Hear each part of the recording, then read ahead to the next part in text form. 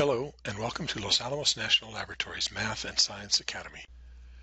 This video is one of several in which we will explore the Common Core standards for mathematics as they relate to teaching about rational numbers. We will be looking at rational numbers through two lenses. First, the sequential trajectory of how we bring in the simple concepts early in the students' learning in third grade and move through fourth, fifth, sixth, seventh, and ultimately eighth grade to expand into irrational numbers. The other lens that we'll look at is through the Common Core's standards for mathematical practice, which are listed here. In each video, we'll be focusing on one or more of these mathematical practices. Finally, in each video, we will be looking at the ideas presented through the lens of something we call IC Flip. IC Flip is an acronym for the way that students begin to see and understand ideas, first starting with the concrete and moving up to the very abstract and procedural.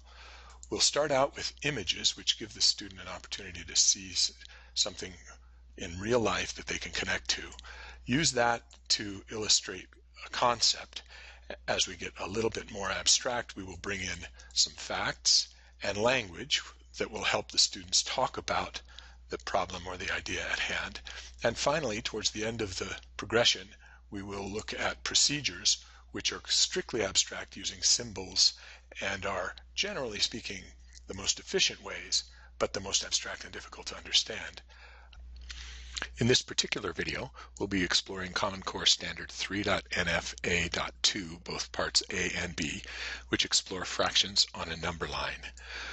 In the process of doing that, we will look at the standard for mathematical practices about reasoning abstractly, as when we work on a number line, we're working in a much more abstract way than if we're working with physical parts of a whole. Here's the Common Core standard in detail. It's a subset of developing and understanding fractions as numbers. And in this section, we'll be representing a fraction 1 over b, that's a unit fraction, on a number line by defining this interval from 0 to 1 as a whole and breaking it into b parts. And then recognize that 1 over b actually has a location on the number line and can be interpreted and is in fact a number, much like 1 or 2 or 3, the integers that students have become familiar with, and knowing what the size of that number is. That's A.2.A. And then the second part of the video will be looking at the fraction a over b on a number line and looking at it as a position, a number between 0 and 1, and recognizing its size as a valid number on the number line between 0 and 1. The standards for mathematical practice, as I said, will be reasoning abstractly and quantitatively. The specific student learning goals for this standard are to be able to place unit fractions on a number line between 0 and 1, to place non-unit fractions less than 1 still between 0 and 1 on that same number line, and then to expand to placing any fraction on a number line, including fractions that are larger than 1, and then compare fractions and whole numbers on a number line. So we'll begin by looking at this problem here. Find 1/3 on a number line from 0 to 1, and then we'll do the same for 1/4 and 1/5. Initially, we will start with a fraction strip, which is still more of an image to understand this concept of a unit fraction of 1/3. And they've done this before, so we take our fraction strip, divide it into 3 equal parts because we're looking for 1/3, and then students should understand that one of these sections or one of these parts is part of a whole. 1/3 is part of a whole, is how we've been looking at this so far. And this is something that they've done previously in 3.NFA.1. But now we're going to take it one more level of abstraction and say, we can think of this as a number line. If we start with a number line and start at 0 and number to 1, going from 0 to 1 on a number line, and break that into 3 equal parts, just like we did with the fraction strip. Then we're going to label one of the tick marks, one of the locations on the number line, as 1/3. So this is a little bit different, slightly different, but significantly different than thinking of this distance as a third, or this part as a third, which it still is, but when we label here this position on the number line, when we label that as a third, we can then make the leap to thinking of 1/3 as a number between 0 and 1, not just a part of some whole that's a physical entity. It's more abstract, and this is where we bring in that standard for mathematical practices, number 2, reasoning abstractly. This abstraction is a very important one for them to understand. And then we can do the same thing with a fourth. If we take our 0 to 1 and divide it into 4 equal pieces, then it stands to reason that this first location would be 1/4, and that there's this number 1/4 that's somewhere between 0 and 1, and we're going to call it 1/4. And then likewise with breaking it into 5 and looking at 1/5, or any other number that we want to use for a denominator. That's the word that eventually we'll get to for the language. But the number of pieces that we break this 0 and 1 into, the idea is that we can create a place, a location on the number line that represents one of those. So next we're going to pick it up just a little bit by looking at the problem of finding 2/3 on a number line between 0 and 1, and then the same for 3/4 and 3/5. I almost said 3/4, but I think at this point it's probably best to stick with the consistent language and use thirds, fourths, and fifths until they're more comfortable with these ideas. This time we'll use a fraction strip again, just to continue a little bit more reinforcement of the image and concept. But they've done, again, this is something they've done. We take the fraction strip, break it into 3 parts to be talking about thirds, and then here's 1/3, and if we look at another one, we have a total of 2/3, and that's the amount, and we can see that physically as amounts, that the whole 2/3 is this much, most of the whole strip. And this is again regardless of how much this strip actually represents. This strip could be a 12-foot sandwich or a 10-foot ladder or any kind of thing with its own size, that whole. And so that's pretty concrete. When we go down to the number line, the assumption here is that the whole is 1 unit of whatever. So we're going to take now, to move to this level, take our number line from 0 to 1 and break it into thirds. And as we saw before, 1/3 represents the distance from here, from 0 up to 1/3 of the whole.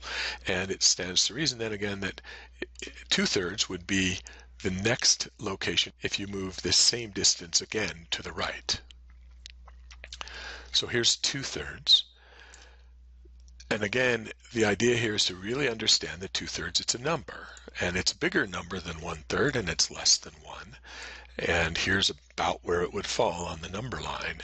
So we're beginning to think of the number line as a continuous idea rather than just having individual digits on it as we do when we're counting.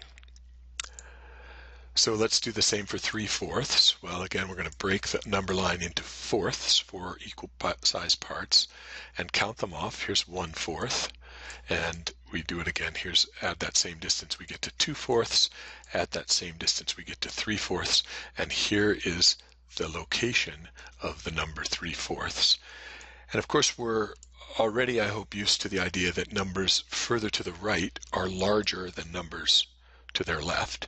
And so we could see here that 3/4 is larger than 2/3. Sorry, 3/4 is larger than 2/3.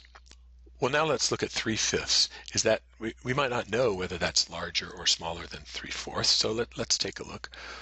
We'll start with the number line from 0 to 1 and break it into 5 sections. And again, using the same process that we did before, here's 1/5, so we can just go, here's 2. So 3/5 is going to be here. And from that, you can see that 3/5 is less than 3/4.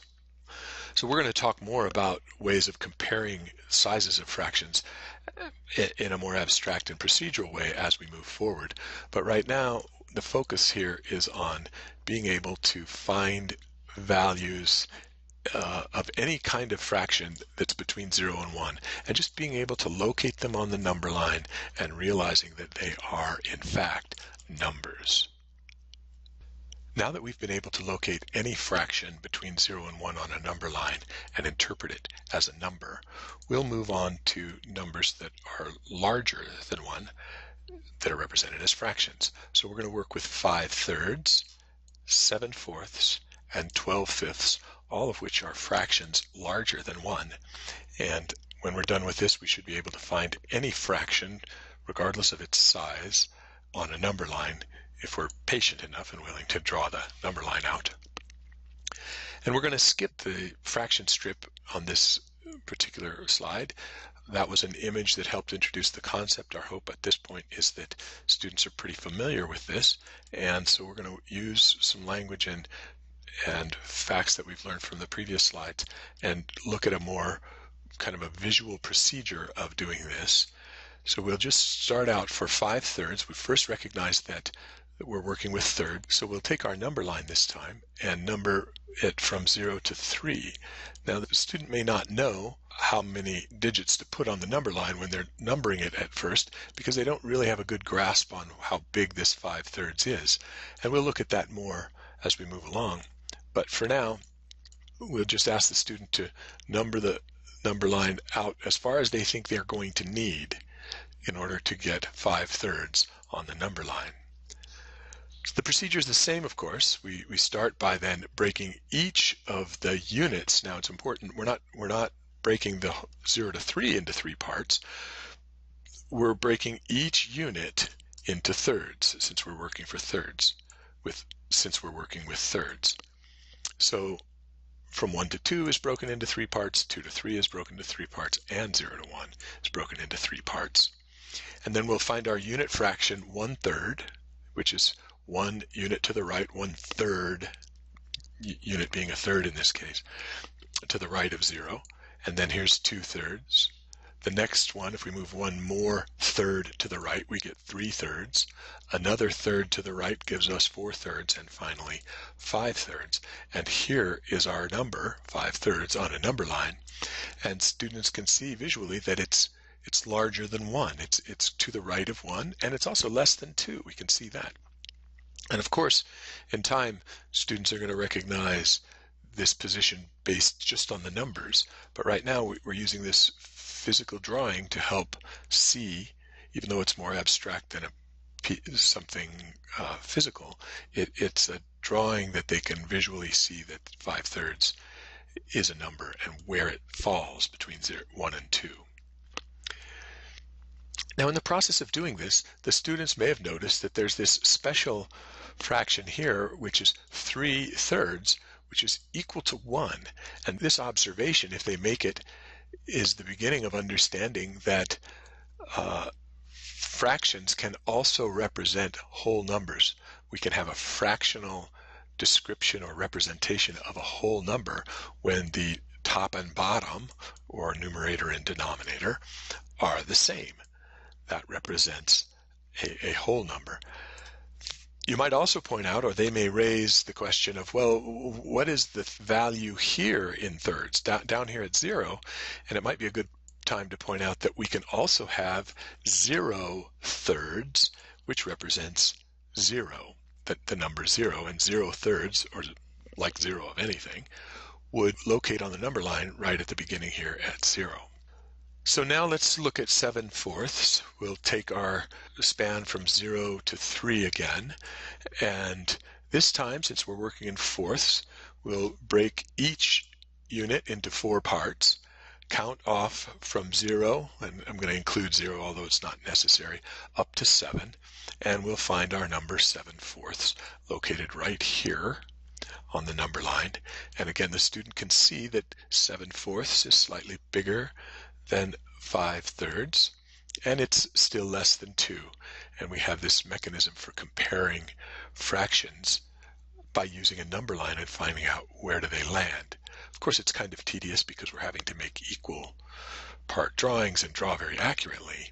So we're going to be working on a more reliable procedure for that as we move forward.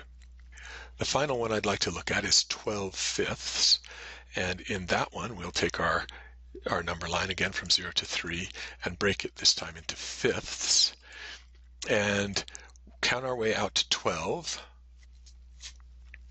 And this may be a revelation, or hopefully not, to students at this point, that a fraction can not only be bigger than 1, but it can be bigger than 2, or 3, or 4, or 5.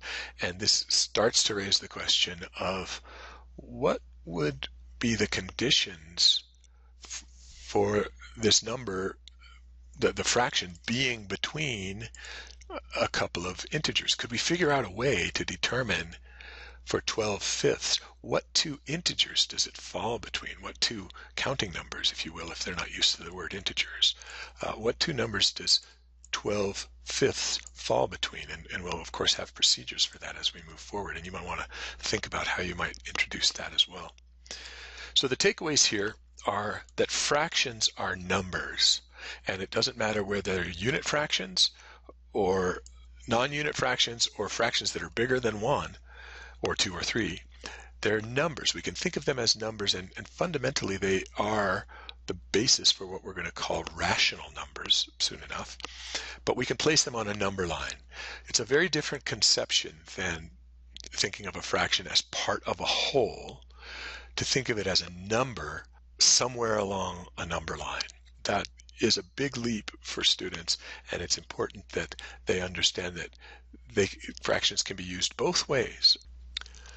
I want to go back and talk a little bit about the reasoning involved here, the abstract reasoning, which is the core of our mathematical practice here that we're focusing on, number 2. And point out that, for example, this number 12/5, if you think about it from a child's point of view, these are just some scribbles over with a line under it and then some other scribble, and they may have become very familiar with this particular scribble as a number of items, like 12. They know it has a name, 12, and it means like 12 pennies or something. And they may know that 5 is also a number, and it represents 5 of something. But to put a line between these in this form and format it like this, and then explain that this represents another kind of number that isn't something you can point to and count. It's not like 2 or 3 or 4 or some number of fingers, but it's something in between. And they may have seen this in for example, breaking up a pizza into 3/5 and seeing that 3/5 parts is 3 parts of a pizza when you break it into 5 and so forth. They may have seen it physically, including in numbers that are larger than 1 or no larger than 2. They may have seen it. But this next level of abstraction of, this is just a number. It's not a part of anything in particular. It's a position on a number line. It's a value. Well, the idea of number gets quite a lot more abstract when you start to introduce these kinds of ideas, and it's surprisingly difficult, or maybe not surprisingly, maybe it just is difficult to absorb the meaning and the importance of the meaning of this as a number. Once you've gotten it, it's kind of easy to think, oh, that's pretty obvious, but it's not obvious to people as they learn that. So let's move on and look at some possible mathematical writing that we might hope to generate that really would show us the level of understanding that a student has, or we'd like to see that they have. We're going to use a little bit different problem. Using unit fractions of 1/8 on the number line, find two numbers larger than 1. What is true about all such numbers? And you'll notice that here's another kind of conceptual leap in reasoning abstractly to try to understand what are the features, the characteristics of fractions that are larger than 1. And you'll notice we're also going to start mixing up the words fractions and numbers to help students, or perhaps confuse them, hopefully not, but to help them understand the equivalence of fractions as numbers. So we start expecting the student would write, since we're looking for numbers larger than 1, we'd have a number line that's at least 2 units long and broken into eighths, since eighths are our unit fraction that we've requested. And then you'll notice that the student has written, to work with eighths, first divide each unit on the number line into 8 equal parts. What they're really doing is doing kind of a visual procedural process. It's kind of a combination between conceptual and procedural. Usually when we talk procedural, we're talking about strictly abstract and not a lot of words, but this writing is really describing the procedure, and it's also describing the concept. So it's kind of a mix. But anyway, we'll first divide it into 8 equal parts, and then the recognition is that the first tick to the right of 0 is 1/8. That's an important concept. This tick right here is 1/8, and each tick to the right is 1 more eighth. This might not be perfectly written. We can't expect that at this point. We want to be able to read between the lines. Each tick to the right of the previous one is 1 more eighth, or 1/8 larger. Any kind of language like that works. So 1 is at 8/8. That's when you can just do that by counting. And 1 more gives 9/8, which is bigger than 1. So is 11/8. So they've labeled 9/8 and they've labeled the 11/8. And then it says any number of eighths bigger than 8 will give a number bigger than 1, that's the idea. That's exactly the idea. Any number of eighths bigger than 8, more than 8/8 will be a number bigger than 1. And notice they have parenthetically here, more than 16 will be more than 2. So if you take this sentence out of context, it doesn't represent what we're looking at. But in the context of this, you can see what the student's talking about is when you have a numerator of eighths that's more than 16, when you have more than 16/8, you will have a number that lands to the right of 2 on the number line up here somewhere. So this is really good representation of understanding, and helps you as a teacher, by asking for this, helps you to understand the degree of conceptual understanding and ability to articulate back what's been learned. So I hope this has been helpful. Thank you for listening.